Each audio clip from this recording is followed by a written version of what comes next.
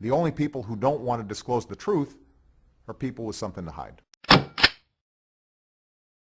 People are going to want to hear from your mouth just some kind of little update on where you are and what's going on. And I know you're not going to name dates for conferences, but just tell people what you want them to know about the fluidity of this case and the fact that, you know, it's still going on. You haven't given up. It's bigger than ever, et cetera. You speak your words. You know, Carl, this has morphed into something that no one ever expected. You have to think of it, a good friend of mine put it like this: it's like a locomotive pulling a caboose. Yeah. One is pulling the other. They are working in tandem, although they are separate, and I know that's hard to understand. Right. But they are.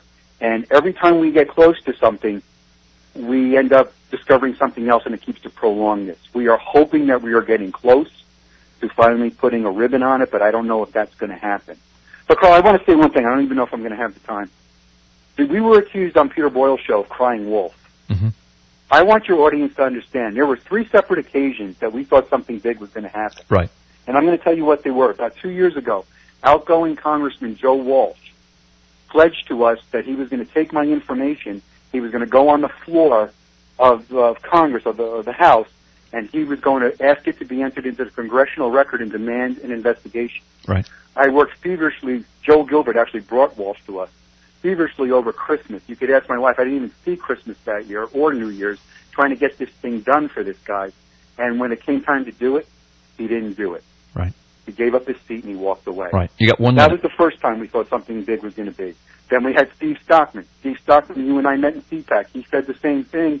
Let's do it, let's do it, let's do it. When it came time to do it, Steve Stockman went dark. Right. So those are 2 times that we believe something was going to happen. Ed, don't forget Congressman Jeff Miller, who said... Well, Jeff Miller was a whole other issue. Yeah. So, okay, let's make it 3 times.